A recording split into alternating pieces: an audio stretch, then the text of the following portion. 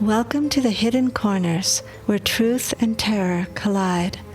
Discover a realm where the lines between the living and the supernatural blur as you embark on a journey to the paranormal and visit the mysterious hidden corners of your mind.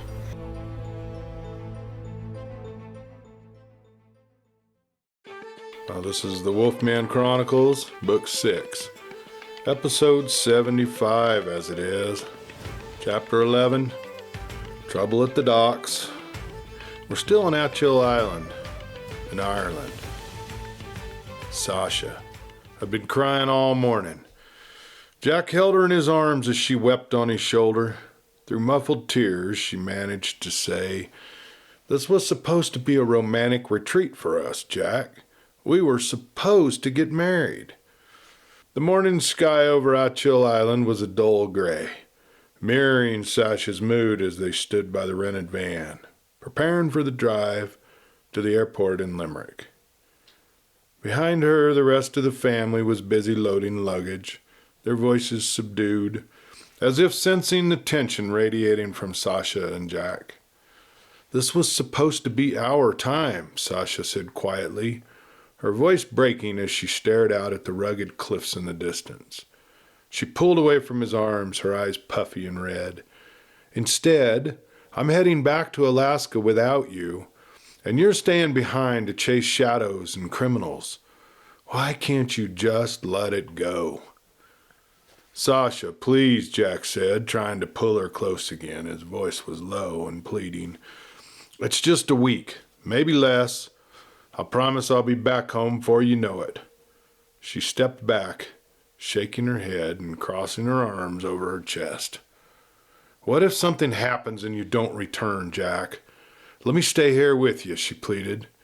"Sasha, it's best this way. Miguel will be here with me. We'll be staying at Malachi's, just for a few more days, I promise." Well, Grizzly hobbled over and put his arm around Sasha's shoulder. "Come on, honey. That old man of yours is going to be just fine. And in the meantime, I'll be looking after you. We'll see just how jealous old Rosa gets," he chuckled. Jack and Miguel said their goodbyes to everyone and kissed the two little ones strapped in their car seats. They stood in the street and waved until the rental van was out of view on its way to the airport in Limerick. Jack's small rental car was already packed. All that was left to do was to lock up the fisherman's cottage, the guest house, and return the keys to the property management office. "Are you okay?" Miguel asked, taking one final sweep through the house, checking under sofas and beds for any kids' toys that might have been left behind. "Well, she's become such a part of my life," Jack mused. "I know it's only going to be a few days, but I'm going to miss her." Miguel nodded. He understood exactly how Jack felt. As strange as it seemed, he realized he missed that mysterious Mavka that was now part of his life. He was looking forward to going back to Alaska, but he was determined to help Jack see this through. Well, by the time they reached Malachi's small stone cottage on the bluff, the rain was coming down in earnest. The Atlantic stretched out beyond them, its surface a churning gray under the stormy sky. The scent of wet grass and seaweed hung heavy in the air. Malachi's sheep were huddled together in a small lean-to, their wool damp and matted from the biting wind and the rain. They bellowed softly as Jack and Miguel walked past them, hoping for some grain. It was Malachi that greeted them at the door, his face weathered and grim. "Come on in," he said, stepping aside to let them pass. And inside, the cottage was dimly lit, the only warmth coming from a small peat fire crackling in the hearth. A map of Achill Island lay spread out on a wooden table, marked with red circles and scribbled notes. "What's all this?" Jack nodded his head towards the map as he took off his wet coat and hung it on a hook by the door next to Miguel's. "We've got a lot to cover," Malachi stated, his voice low and urgent. "If we're going to find Fiona and uncover who's behind all this within the next couple of days, We're going to have to move fast. Now, this is a map of the entire island, with every location that O'Malley's been playing priest at. And these circles here, well, these circles indicate every place where there's been grave robbing and excavation going on. And Jack leaned over the table, his eyes scanning the marked locations. You know, he's already in custody, so the question is, who is he working for? Who are the men he's talking to in the camera footage we found? What I don't quite get is how this map is going to help us figure that out, or find Fiona. Malachi sat back in his big, overstuffed chair. I say we drive to each of these locations and ask around. Show everyone pictures of the men O'Malley was talking to. That's got to be all over the news by now. Surely someone has seen something suspicious. Yeah, it sounds like an awful lot of driving to me, Miguel stated. Well, do you have any better ideas? Malachi barked. Miguel grimaced. I'm just saying it sounds like a wild goose chase. There's got to be a better way to find these men and find Fiona, or at the very least, find out if she has something to do with all this. Malachi stood and towered over Miguel, who was sitting in a wooden chair pulled over from the small dining table. And just what do you mean by that? He exclaimed loudly, his face a torrent of rage. I don't mean any disrespect, Malachi, but if there's one thing I know, it's women. Miguel leaned back in his chair and his smile fading into something more thoughtful. They're not always who or what they seem. They'll smile to your face while hiding secrets that could topple empires. You think you know them, but then they'll turn around and show you a side you never saw coming. Now, Fiona might be a victim in all this, or she might just be the one pulling the strings. Jack could see Malachi's huge hands balling up into fists and thought he was going to land a blow right into Miguel. All right, enough, Jack said, trying to ease the tension in the room. We're all on the same side here, but, Miguel's right. We need to think smarter and look into every possibility. Malachi's shoulders, they relaxed slightly, though his jaw remained clenched. He turned back to the table and gestured at the map. Now, there's a pub over near the docks. Locals call it the Fisherman's Rest. It's the kind of place where people talk, especially when there's a stranger in town. Now, if these men have been here recently, someone there might know something. Jack nodded. I know the place.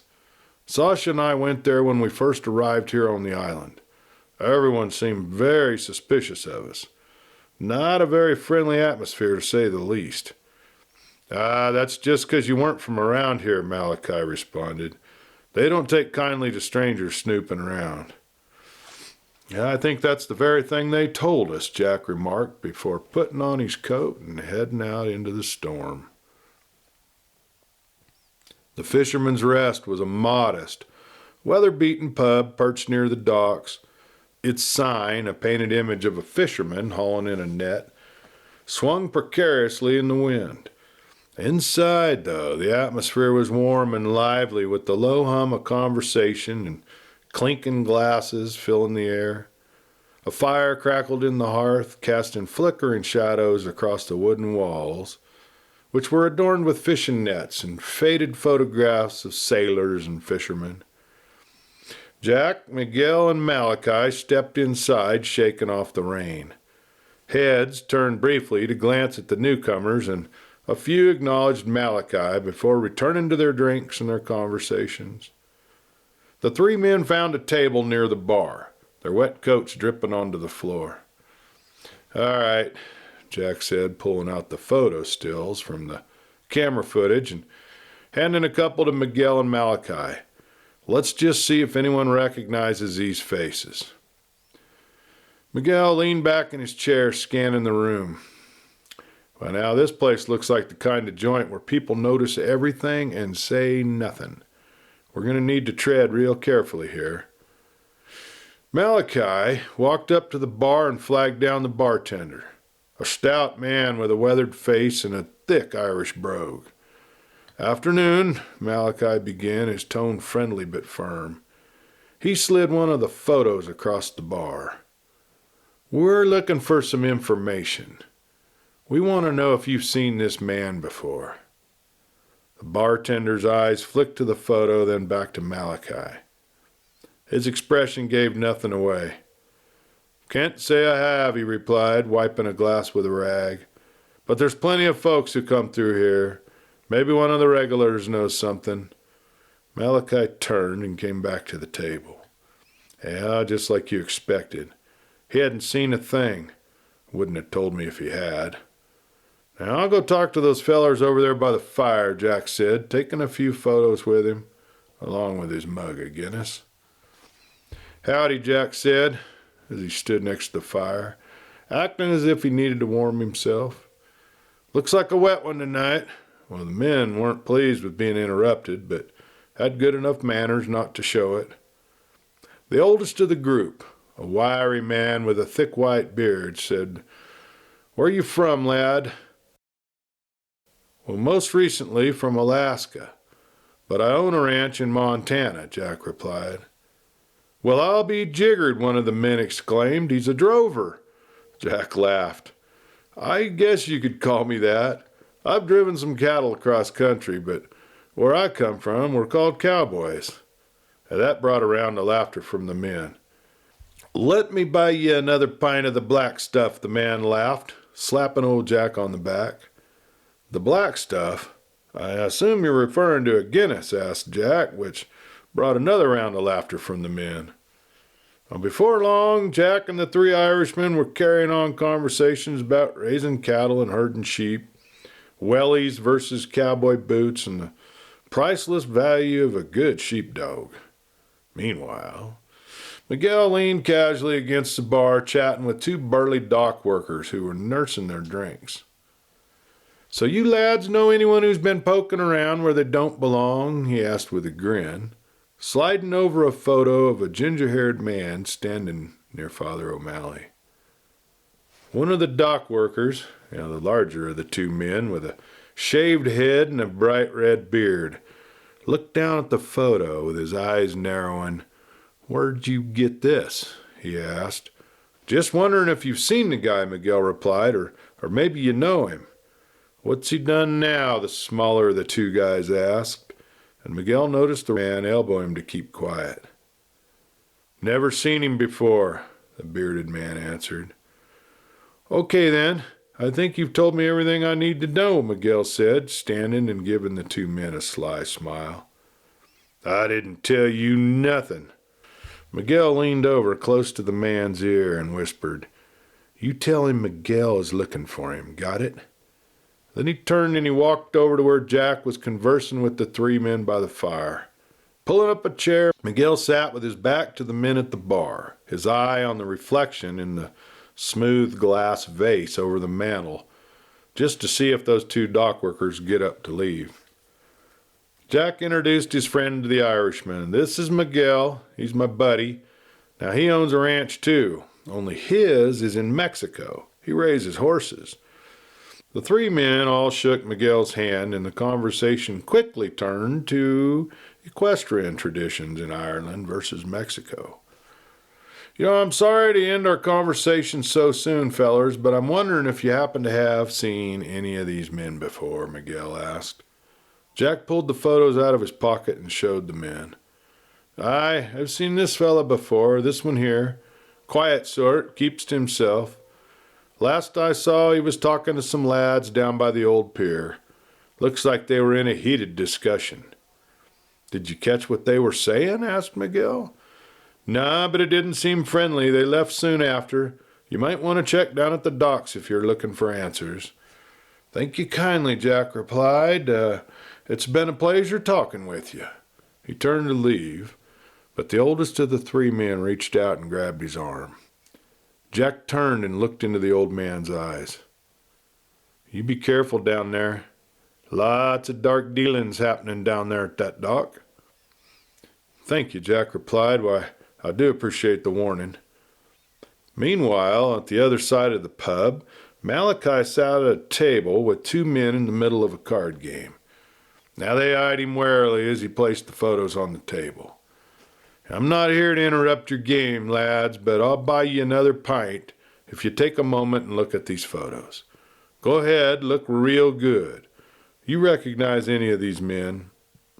One of the men, young and rough-looking, glanced at the photos and he hesitated.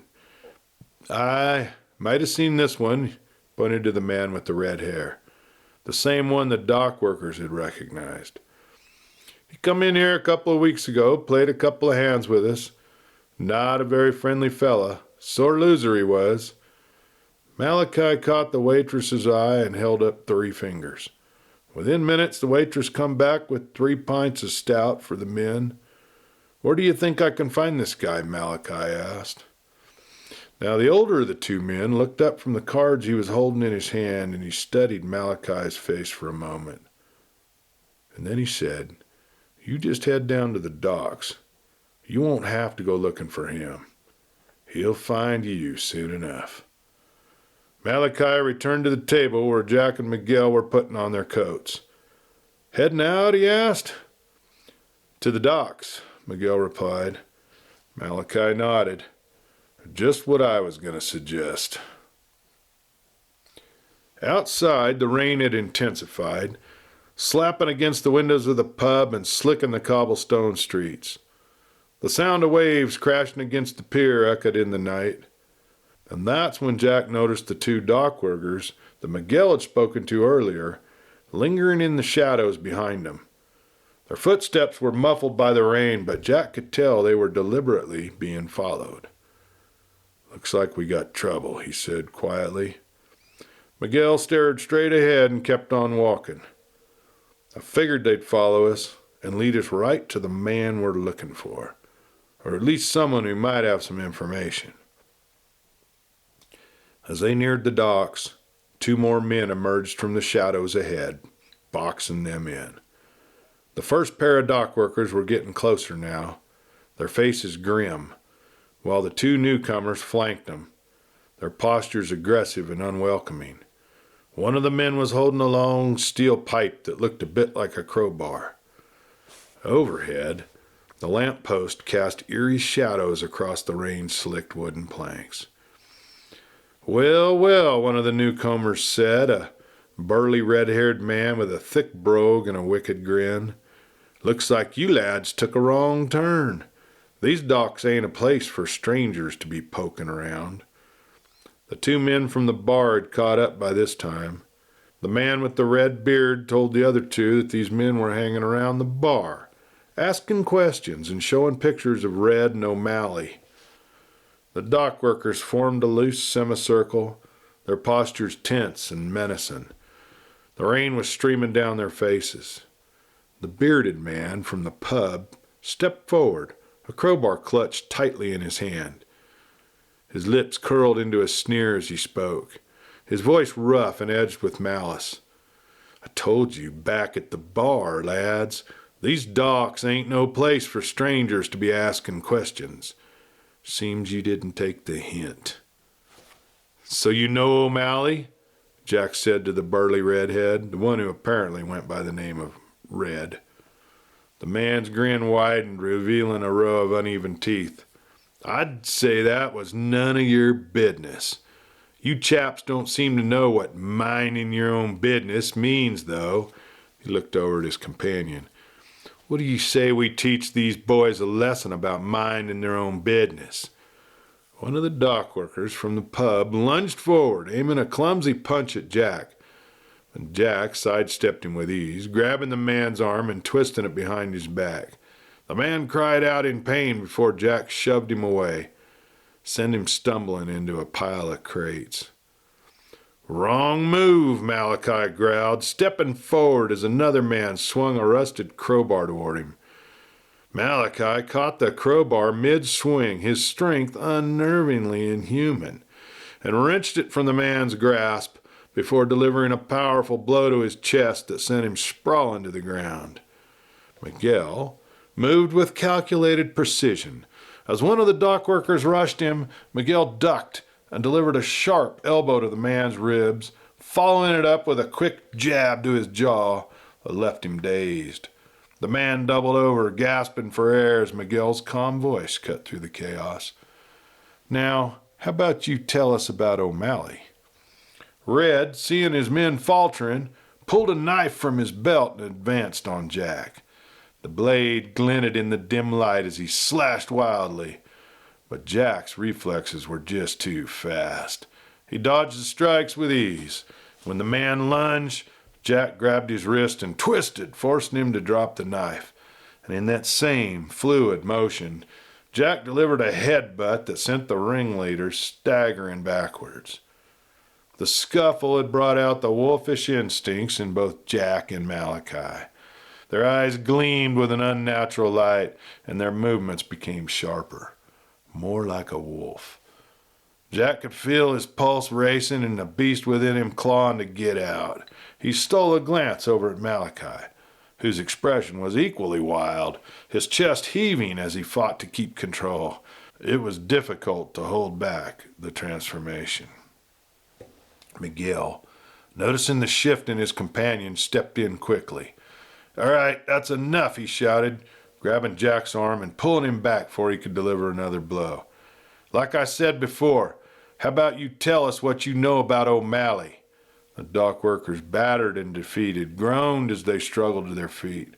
Red clutched his side, glaring at them through the rain. "You don't know who you're messing with," he spat, his voice trembling with both anger and fear. "You'll regret this." Jack straightened up, his breathing steadying as he pushed the desire to let the wolf out. "We'll see about that," he said coldly, his voice carrying an edge that made the men shrink back. His eyes were glowing an unsettling golden color, and his lips began to pull back into a snarl.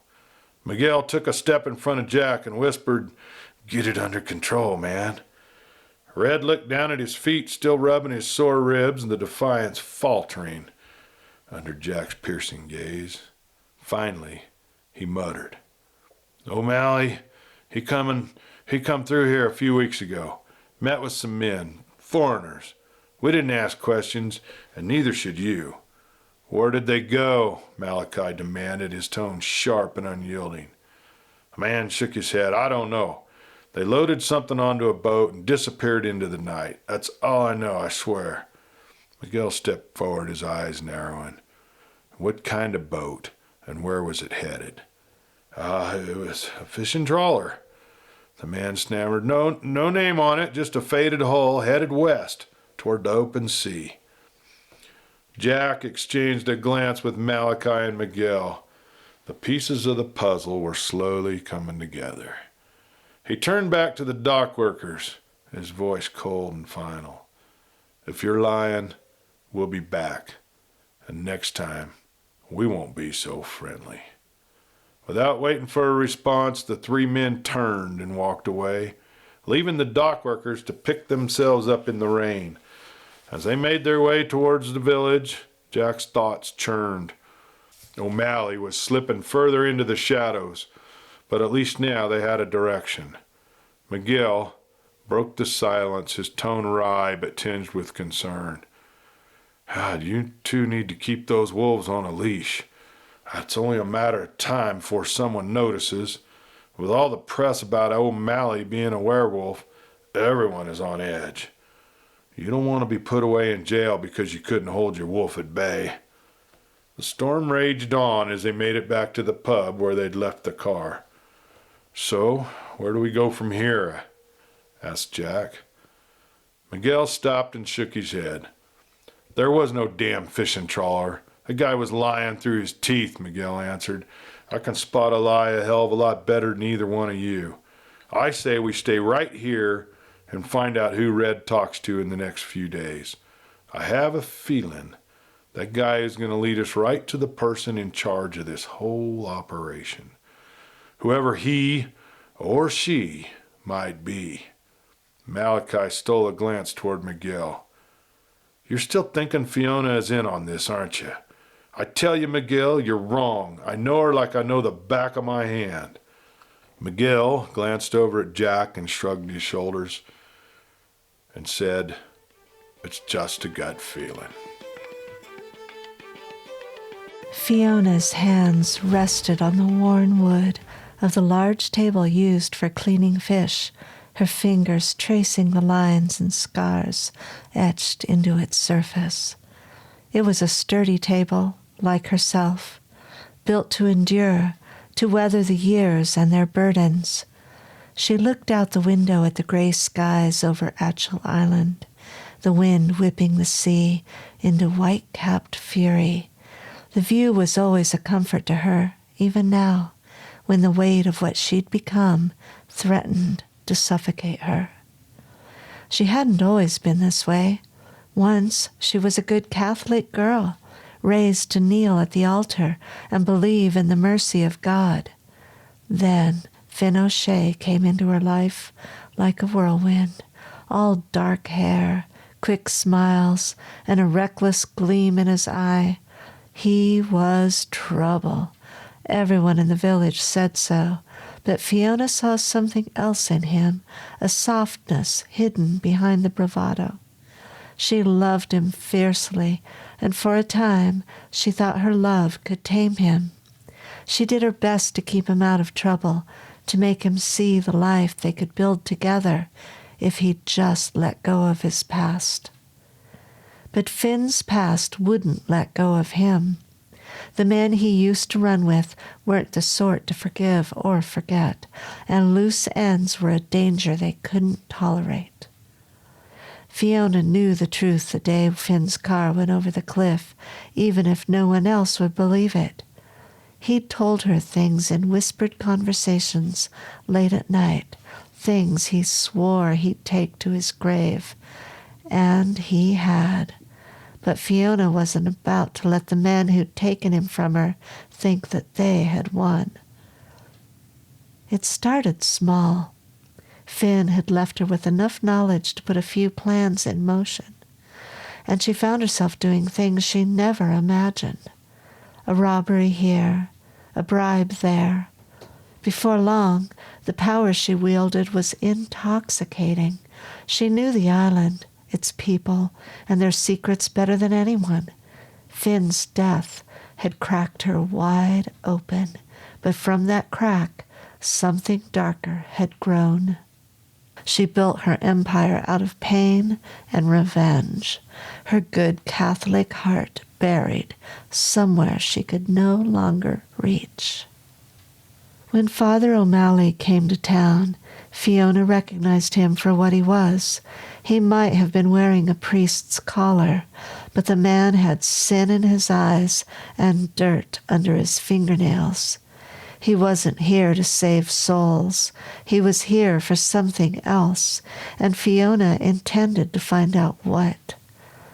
Men like him could be useful if you knew how to handle them, and Fiona knew how to handle anyone, especially men. She smiled to herself, her reflection faint in the glass of the window. O'Malley thought he was clever, thought he could operate under her nose without notice. But Fiona saw everything. She would pull his strings, make him dance to her tune. And when the time came, she'd cut him loose just like the others. That's what Finn had taught her in the end. You didn't survive in this world by trusting anyone, not even a man with a collar. The night O'Malley finally crossed her threshold, Fiona greeted him with a smile as sweet as honey. Her cottage, with its low-beamed ceilings and a roaring fire in the hearth, seemed warm and welcoming, a place where a man could let down his guard. But behind her soft, lilting voice and the careful way she poured tea, her mind worked like a trap ready to spring. "You've been busy since you arrived," she said, placing a steaming cup in front of him. Her tone was light, friendly, but her eyes held a sharpness that could cut through stone. "A priest ought to be looking after his flock, but you've been poking around places that don't concern you." O'Malley stiffened, though he masked it quickly. He was good at that, Fiona noted, pretending to be harmless. but she'd spent years studying men like him, men who thought they could outsmart her. He might think his secrets were safe, but she'd already uncovered enough to know he wasn't just here to preach. "I'm simply doing the Lord's work, Miss Fiona," he had said, his smile as false as the collar around his neck. She let out a soft laugh, the kind that sounded innocent but carried a warning beneath it. "The Lord's work? Is that what you call it? Digging up graves and sniffing around places that have been abandoned for centuries? If you ask me, Father, you've got more interest in the dead than in the living." His hand had tightened around the teacup, his knuckles white. Fiona had leaned forward, her voice dropping to a whisper. "I know what you're looking for, and I know the kind of men you're running from." That had caught him off guard. For a brief moment his mask slipped, and she saw the fear in his eyes. He recovered quickly, but the damage was done. Fiona had him now. "You've made a mess of things already," she continued, her tone turning cold, "and I don't take kindly to people stirring up trouble on my island. But lucky for you, I think we can help each other." O'Malley had frowned, suspicion flickering across his face. "And why would you want to help me?" Fiona sat back, folding her arms across her chest. "Because I know what you're really after. The treasure, the gold, the power buried in this place. You're not the first to come sniffing around for it, and you won't be the last. But unlike the others, you are useful to me." He opened his mouth to protest, but she held up a hand to silence him. "Save your pious words. I've heard it all before. You want to find your precious gold? Fine, but you'll do it on my terms, and when you find it, I'll be taking my share." O'Malley's jaw had clenched, his eyes narrowing. "And if I refuse?" Fiona's smile returned, but this time it was sharp as a blade. "Then you'll find yourself at the bottom of the same cliff that took my sweet Finn O'Shea, and trust me, Father, there won't be a soul to mourn you." The fire crackled in the hearth, filling the silence between them. Fiona watched him carefully, waiting for the moment he realized he had no choice. He was a pawn, just like all the others, and in her game, pawns were meant to be sacrificed. O'Malley leaned back in his chair, his expression darkening as the realization sank in. Fiona didn't need his agreement. She already owned him. He was in her web now, and she'd weave it tighter until there was no escape. That was the way of it. Everyone thought they had a choice, but Fiona always made sure they didn't. "Fine," he said at last, his voice low and grudging, "but don't think I'll be your lackey forever." Fiona laughed softly, a sound as cold as the wind outside. "Oh, Father, you misunderstand me. You're not my lackey. You're my partner." She let the word hang in the air, knowing it would gall him. Men like O'Malley hated feeling powerless, but she'd dressed up his predicament with just enough dignity to make it palatable. "Of course, partnerships come with rules. You'll report to me about everything you find. No secrets, no lies. And in return, I'll make sure no one else on this island knows what you're really here for. That seems fair, doesn't it?" He nodded stiffly, though the tension in his jaw betrayed his resentment. Fiona didn't care. She wasn't looking for loyalty, only obedience. As the deal was sealed, the weight of her empire settled around her like an old, familiar cloak. She hadn't planned to build it, not in the beginning, but after Finn's death, it became the only thing that made sense. It was power that had taken him from her, power that had forced him off the road and into the sea. If she couldn't bring him back, then she'd claim the power for herself, wield it in his name. She didn't care what she had to do to keep it, didn't care who had to bleed. O'Malley finished his tea and stood to leave, his movements stiff. He paused at the door, casting a wary glance over his shoulder. "You may think you've got me figured out," he had said, his voice edged with defiance, "but you don't know everything about me." Fiona tilted her head, her lips curving into a faint smile. "Maybe not, Father, but give me time. I'm good at uncovering secrets." The door shut behind him, and Fiona let out a slow breath, her smile fading. She hadn't lied. O'Malley was useful, but he was also dangerous. There was something about him, something that didn't sit right. She didn't trust him, but trust was a luxury she couldn't afford. As the wind howled outside, Fiona rose and moved to the fire, stirring the embers until they glowed brighter. She thought of Finn then, his laughter, his warmth, and the life they'd almost had. She still spoke to him sometimes, in the quiet of the night, when the ghosts of her choices weighed heavy on her chest. "I'll finish what you started, Finn," she murmured, her voice barely above a whisper. "I'll make them pay for what they did to you, every last one of them." No one crossed Fiona O'Shea and lived to tell the tale.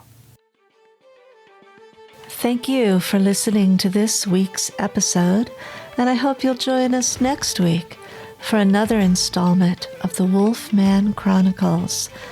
And until then, have a great week, everyone.